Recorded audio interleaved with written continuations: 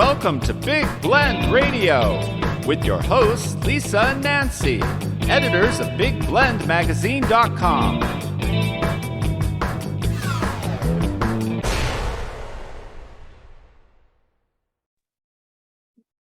Hey, everybody. Welcome to Big Blend Radio with Nancy and Lisa. You know, the crazy mother-daughter travel team on the Love Your Parks Tour and publishers of Big Blend magazines. Today, we're excited to welcome back acclaimed author Annette Libeskind Berkovits, and she is joining us to talk about her new memoir. And it shares quite a story, her childhood story that was very nomadic. It was in the aftermath of the Holocaust, and the book is called Aftermath: Coming of Age on Three Continents, and it comes out September 13th, so just a couple days away. And it is coming out through Amsterdam Publishers, which is one of the world's largest publishers of Holocaust memoirs. And I got all stuck into what their company does, which is really impressive and important, especially now in this time in our lives. And I encourage you to go to Annette's website to learn more about her books, her conservation work. She is awesome. Go to AnnetteBerkovits.com, and that's BERKOVITS.com. So welcome back, Annette. How are you? Thank you. It's great. It's great to be with you again, Lisa. Yeah, it's awesome. Nancy and I have been enjoying reading Aftermath and excited for people to get their hands on it. And I think, well, this is what, your second or third memoir? How many? It's my third memoir. Your third memoir. You've just done a novel too. Am I right? Yes. And a novel. I had a novel called The Corset Maker released this March. So I have 2 book releases this year. It's been a productive year for me. Yeah. Was the novel kind of based on your mom? It was inspired by my mom. Some parts of it are based on her, others are inspired by her and her friends. I like that. That's cool. Yeah, that's a good way of putting That's it. Right? really cool. And then we met you with your poetry book. That's when you first came on our show a couple years ago. So wow, you've been busy. She is busy. I love writing. I spend as much time as I can doing it. Was it different writing a novel versus memoir? Very different. Very different. Well, there is that old adage that novelists are thinly disguising the truth, and that memoirists are embellishing the truth, so you can't really win.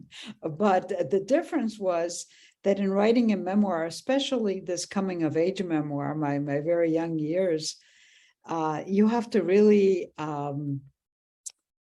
open yourself up to, scrutiny by readers, and, with all of your youthful mistakes kind of open to the world. So it's very, it's kind of nerve-wracking, really, because I wonder how people are going to take it, how they're going to read it. A novel is very different. It involves a great deal of research, of course, which in memoir, the research is different. It's digging into your own heart. With this, you're digging into your own heart, but you're also telling your family story. I know your first memoir also, you focused on your dad. In this, you're also talking about your childhood with your brother, who's also a famous architect. We got to talk about him. So how does he feel about being written about? Well, honestly, I don't know if he's read it yet. That's funny. He's very busy. He's always every time I speak to him, I have to ask him what country he is in, because he does work around the globe. So just the other day, I was calling him. I thought he was in Berlin, but it turned out he was in Tel Aviv. So he's very busy. I don't know if he's read all of it or some of it, and how he's going to feel about it, but I think he'll be okay. His daughter, Rachel Libeskind, who is a wonderful artist, designed the cover. So that's nice. Okay. Yes. So and everyone, Daniel Libeskind is your brother, so people can look up his. I mean, he's everywhere, right? And he's in Tel Aviv, which we need to touch on Tel Aviv because that's a big part of your childhood. And so let's talk about the cover and then dig into your story, because it kind of puts it into perspective for everyone, especially with the 3 colors. And look at those braids that you had. What a cute Yeah. girl you know, look at you. You're so cute. I want to like grab the your braids. cheeks. Well, I'll tell you about the cover, and I'm very happy that Rachel designed it as she did, because the 3 colors are really emblematic of my nomadic life and the places I've lived. The red, which is the tightest one around my face, the red stands for a number of things. It stands for the red poppy fields in Kyrgyzstan. I was born at the foothills of the Himalayas, where the Fergana Valley is just covered with red poppies.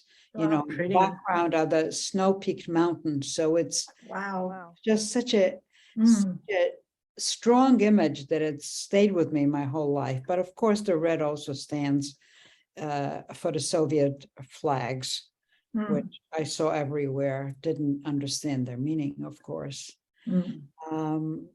And then there is the blue. Oh, yeah. Blue is the color of the Mediterranean, which is a body of water, came to Israel.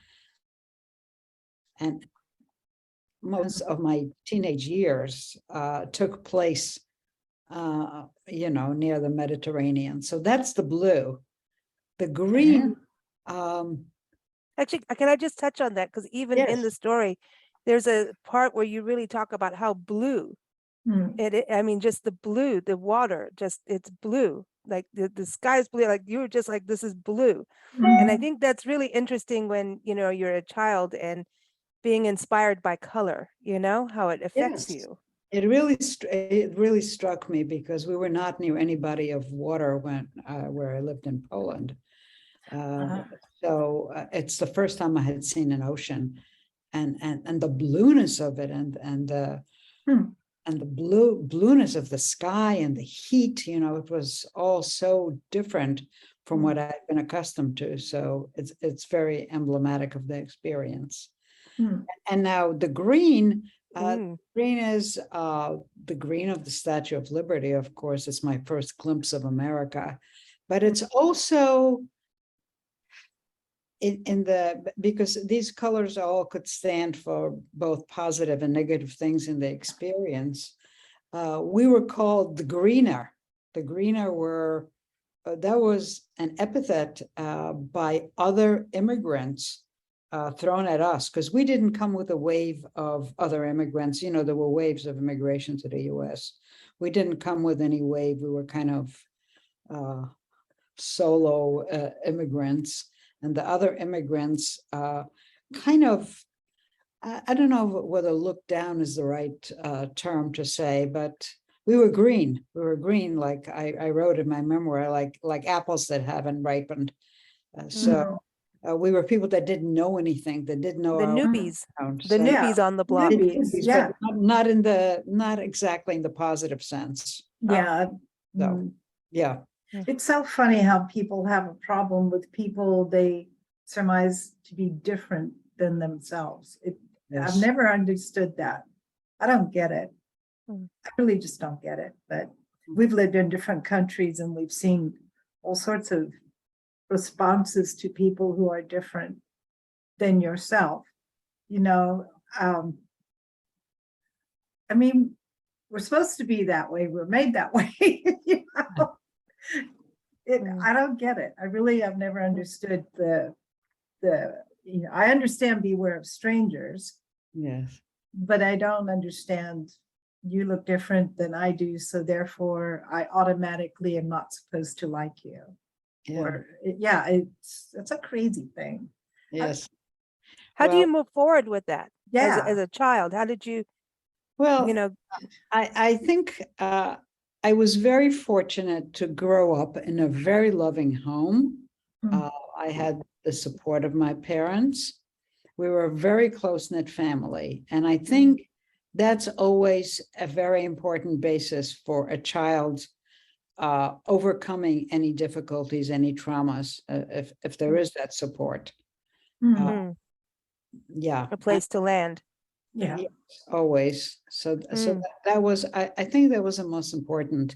And I think in some ways, even though there are always difficulties moving from place to place, being an immigrant.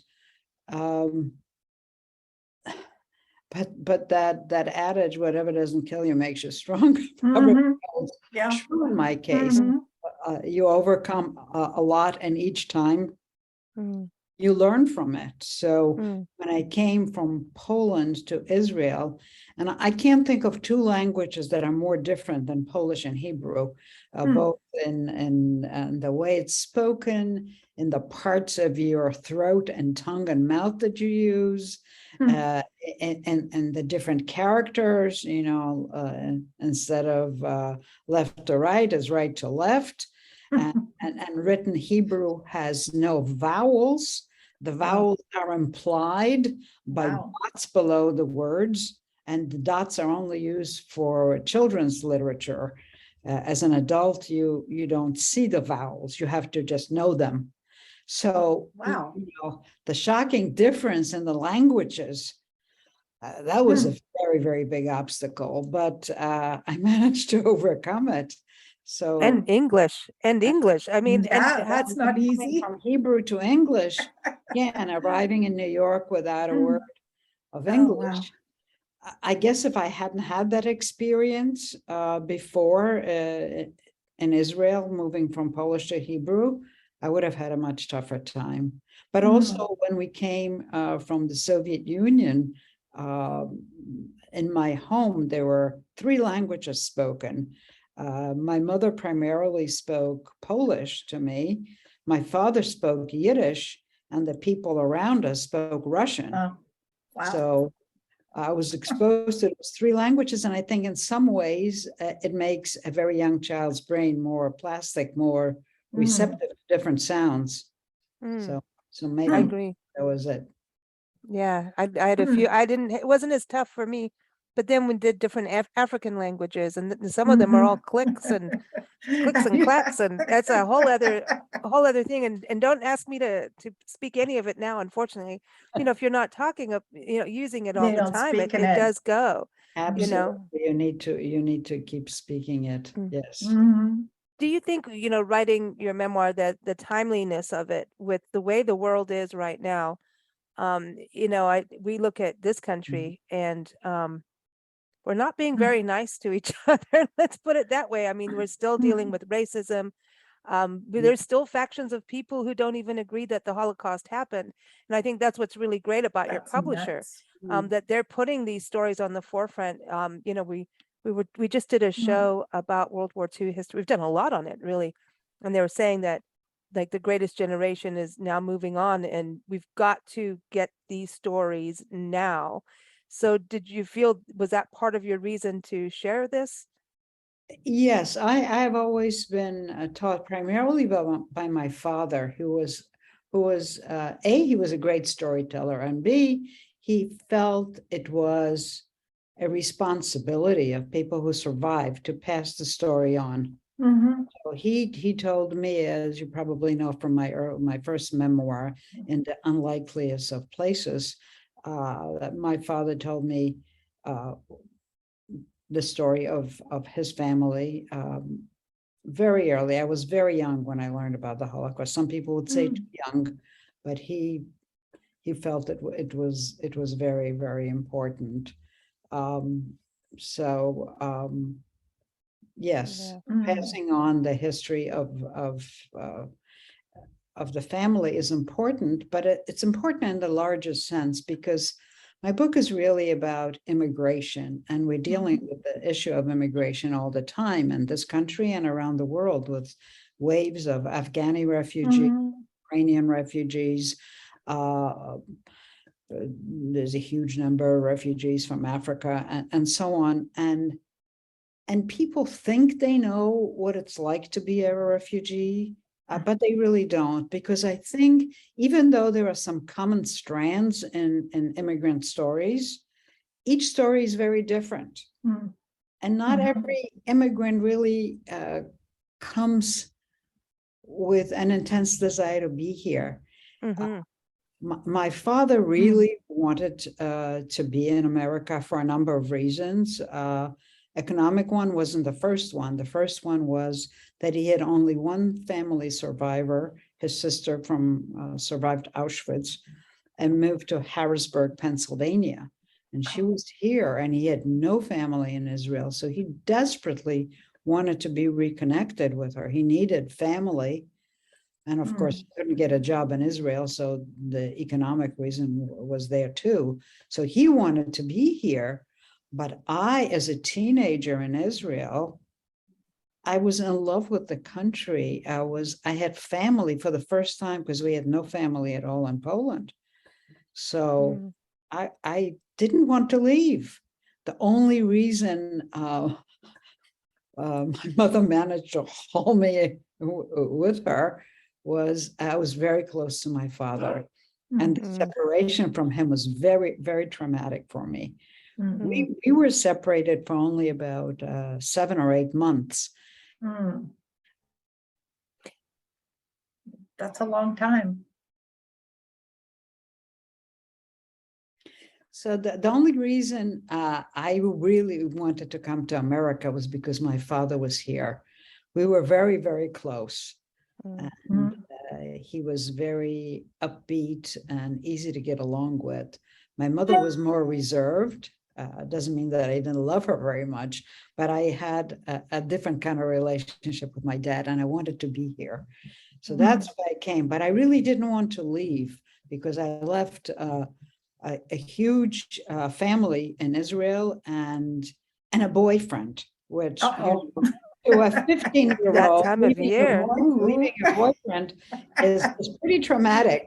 And of course, I didn't know English, so I was terrified because we arrived about a week or so before the school year began. And, I was a week shy of my 16th birthday. And the idea of going into school and not being able to communicate is terrifying, especially at that age. I mean, at any age, probably. Remembering my first day at the Bronx High School of Science in New York.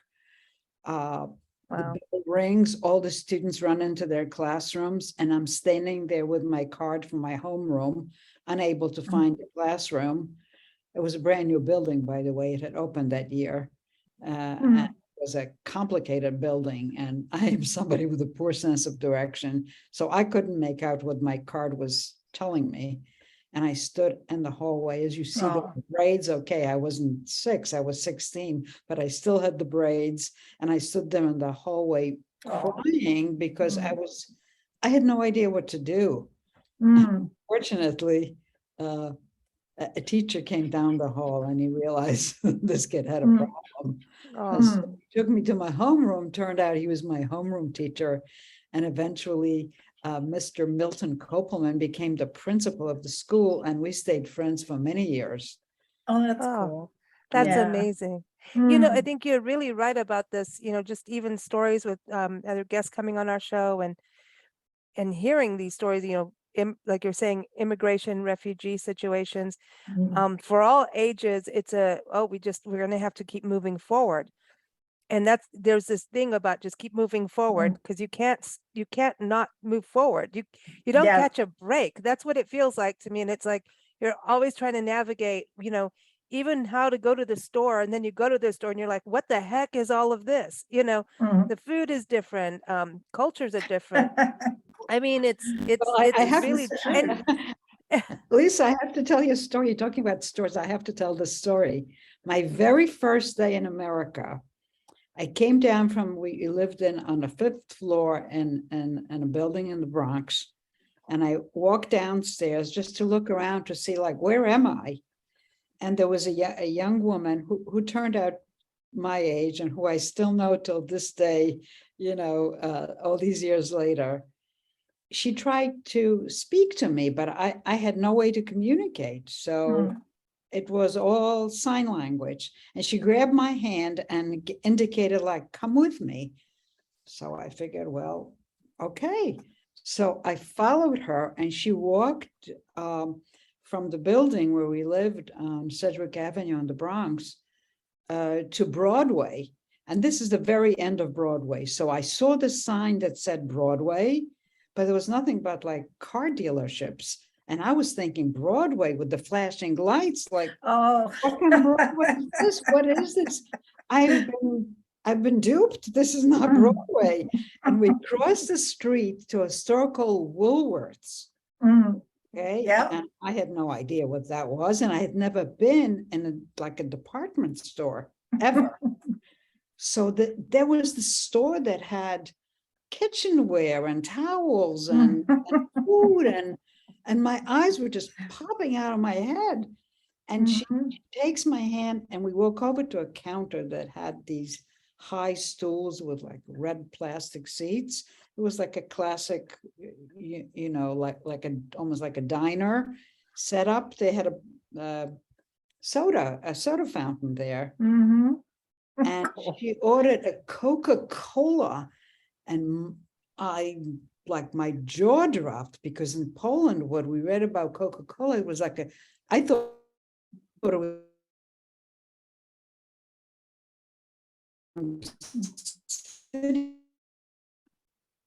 drink Coca. So in Poland, many years ago in the early 50s, I had read about Coca-Cola, and I think maybe even at the time, or maybe before then, it had actually Coke in it. So it was considered a drug. So when she served me Coca-Cola, I was, my jaw dropped. I was sitting Broadway drinking Coca-Cola, and it was only my first day in America, and I was thinking, woohoo, what shocking things am I going to discover here? And then she really ran home fast, because there was Coke in there. You know, because there was. I think back then they did actually have cocaine in there. At the time, yes, at some time. When? Yes. Wow. It's interesting because the language barrier again. And Nancy, you know, when you started reading her memoir and from her books before, you would never know that Annette didn't speak English, right? Right. Yeah.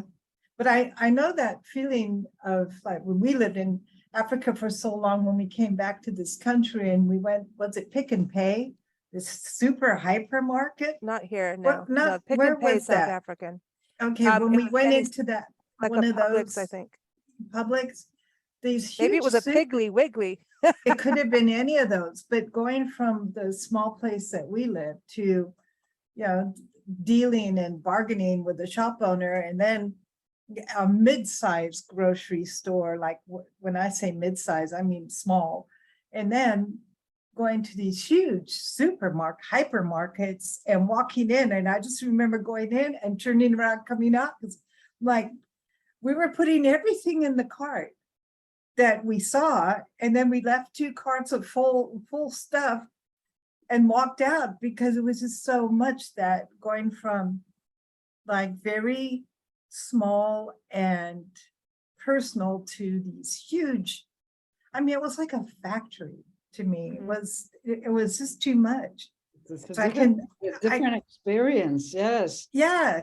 That reminds me of my father going to my father to something like a Home Depot, standing in front of a section that had like a million different kinds of screws. Yeah. And he was saying, you know what? If the people in Russia saw this, they would all leave immediately.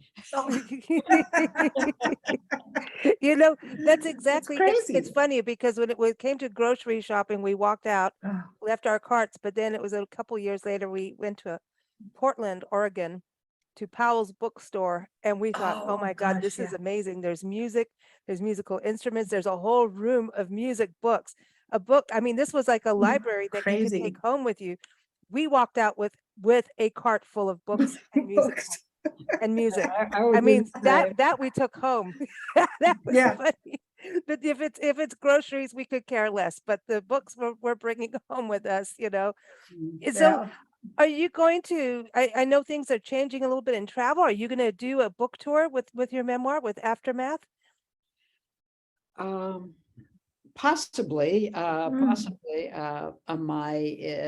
my brother's wife, my sister-in-law, Nina, who is his partner, business partner too, she's hosting my book launch next week nice. on the 13th, which luckily happens to be my birthday. Oh, well, cool. happy birthday. Yeah, that's It would be a awesome. special birthday, but she was thinking of hosting another launch for me in Berlin and possibly one in Amsterdam. So Oh, uh, yeah, there- you really are international. You know, Mhm. other people are going, oh, we're going to go downtown to the local bookstore, but not you. Let's just go around the world and do it. One thing too, because you're writing, you write so much, and there's many lessons from your writing, and I think it all resolve like goes around perseverance, resiliency, and just to Mhm. move forward and positive. And if you want to do something, do it. I think there's so many lessons, and to have fun too. And so your writing to me is something that will just continue on and on and on in people's lives. These stories, like what your dad was saying, you know, telling these stories, it can be done through art, architecture, like your brother. Obviously, all of the arts run in your family, which is Mm. a huge, in one of the best forms of storytelling and documenting history and interpreting history. Do you see yourself with all of this doing a book club and having, I mean, with the era of Zoom, having discussions with people, you know, and especially people who have gone through, you know, the immigration process themselves. And for those coming in, like, I feel like there should be something for those going through it to, you know, not feel alone. That's Hmm. such a great idea, Lisa. It's funny you should mention it because a few weeks ago, I had a Zoom meeting with about a dozen readers around the world who read my corset Wow. maker novel, Mm. and it Nice. was interesting for them to be able to ask me questions, but it was also probably more rewarding for me to be able to meet my readers and Mm. to get to know them and find out how they reacted to my books. So I think your idea of having a book club where immigrants can share their stories, which are all different, is fabulous. Is Mhm. fabulous. I think that, and also letting people who aren't immigrants be part of it so they can understand, to bridge that gap and that understanding, because it's so easy to read numbers on the news and we don't even know Mm. some journalist side of it. It's kind of everyone's arguing. And if you take the time to hear someone's life story, or even just a little piece of it, it Mhm. bridges those gaps and gets away from the drama and has that personal connectivity. And we do realize, hey, we all have a heartbeat, you know, we all, you know, we all Mhm. care about family. We all have specific things that commonalities of being human beings, right? Mm. Well, pretty much in this country, we're all immigrants and we tend to Mhm. forget that. Right. We're Mm, immigrants. And not only are we immigrants, we took somebody else's country. mhm. Well, So, it's been going around everywhere. Yeah. you know, so it's I think that it's nice to remember that and be kind and Mhm. not, and the fear of people who speak differently, might look differently, have different customs. Just embrace it and find out what the culture's all about. It's way more fun and way more interesting than being scared or insecure around it. I mean, You're right, and it's also interesting to read stories yeah. of people from other countries. I recently read a book called The Arsonist City. It's written by a Palestinian author, Hyla Allen, and Hmm.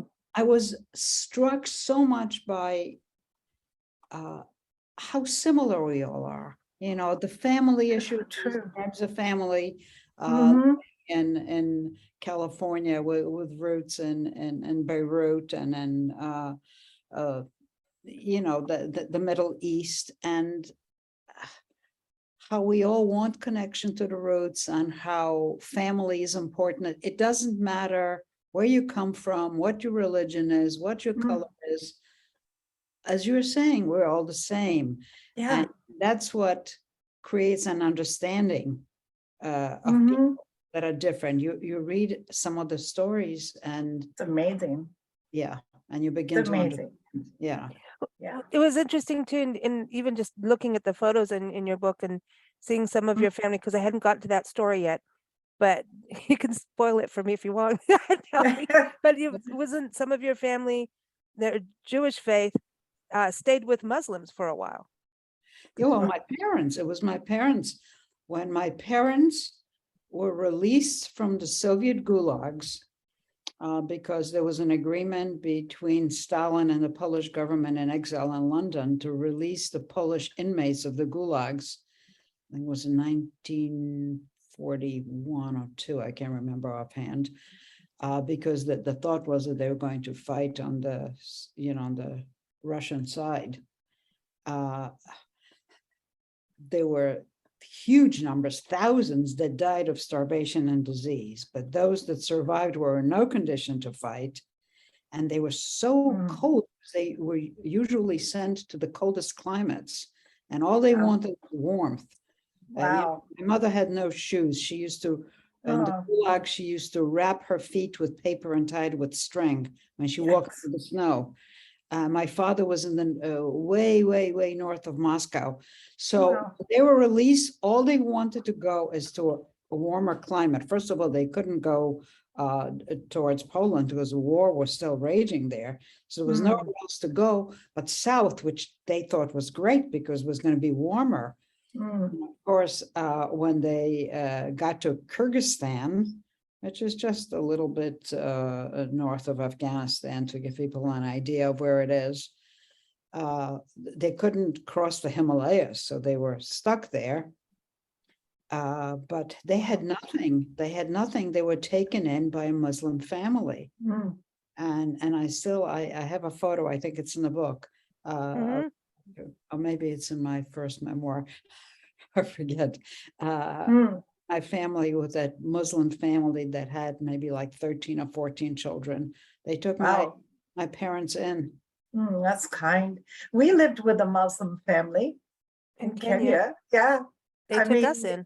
They took us in because they were like, here's this single mother with a child in Africa who doesn't have a clue what she's doing. Seriously, and they were extremely kind and extremely clean. And the white friends that I had were, oh, ew, how could you let them live with you? And I'm like, no, we're living with them. Let's get it straight. And they are clean. And all the things that I was told about Muslims were complete baloney. Absolute baloney. They were kind, they were sweet, they were clean, they were gracious. That's amazing, though. Person to person, it changes the whole perspective. Yeah. And memoirs, because that's another personal connection, And the other thing is, people, when they're reading, can kind of sit with something and be able to breathe with a book. A book gives you breathing space. I love movies. Nice way of putting it. I never thought that way. Yeah, because you can breathe, you can stop, you can reread it, you can reread the whole book. And I think memoirs are so good because it's a personal story. We tend to learn, as a society, learns better from true stories. Fiction does a lot of good too. Fiction, sometimes we need that, but it's when you're reading someone's true story, perseverance and mistakes, life lessons, it lets us also realize we're all human. We can't be perfectionists. So it's and we all make the same mistakes. And we do it over and over again. Yes. And then some of us decide to write about it. And then I wanted to say this too, because I know that you also worked many years, and I know we touched on this the last time you were on the show. You did a lot in regards to wildlife conservation. When I talk people about my writing, some people make the incorrect assumption that I have been an author all my life, but the fact is, well, you're right. Like you're just an amazing writer. So I had a 30+ year career at the Wildlife Conservation Society in New York, which is So based at cool. the Bronx Zoo. So I worked with wildlife conservation and education and developed programs to teach people about the richness of the natural world. And for a time, I was in charge of the children's zoo, which was great fun, redesign of the children's zoo. So cool. And then, traveling around the world to bring programs that we designed. We designed programs to teach kids science, but using wildlife, the wonder of wildlife, as a motivator. So we had programs for very young kids, middle school and high school. And I think one of my proudest achievements at that job was negotiating with the Minister of Education in China to bring the first environmental education program into Wow. one of the Chinese provinces. And at the time, Cool. early 90s, Wow. China was very, very concerned about bringing Western ideas into schools.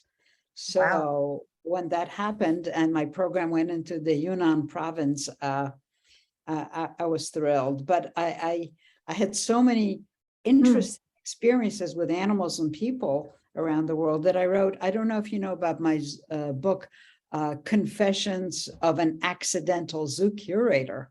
Because No. Oh, I want to read it. that's one of my 3 memoirs, the confession. Oh, Because this is I actually became a wow. curator by accident. Yeah. Oh, see, but Yeah. but I think this is where I was going with this is That's the so funny. conservation of teaching kids and teaching and interpreting wildlife and science is a different, it's difficult. It's the same thing as writing Mhm. and being able to tell the story, to keep people engaged in the story and to think and come away from a memoir, like I said, teaches. It's a Mhm. teaching tool. And so I think with wildlife conservation, you're also giving a voice to the voiceless. And so I think that that's also part of this, the beautiful thing of what you're doing, writing about, the Holocaust, your family after the Holocaust, what people go through as immigrants. I think you're again giving the voice to the voiceless. You've put it better than I could, Lisa. Because I have a loud voice, and that's all I do is talk. And a great mind to go with it. But yeah, I think that it's all connected. So we love that. We love Oh, that. I love the wildlife part too. Yeah. That's near and dear to me. That's Yeah. everything to us. We got to take care of the natural world, and through Absolutely. that, we'll be able to take care of our people. Mhm. So congratulations and happy birthday, everyone. Aftermath: Coming of Age on 3 Continents comes out again by Annette Libeskind Berkovits, excuse me. You can go to her website, AnnetteBerkovits.com. That's Berkovits. And of course, that's September 13th, again through Amsterdam Publishers. Look them up. They are cool what they're doing.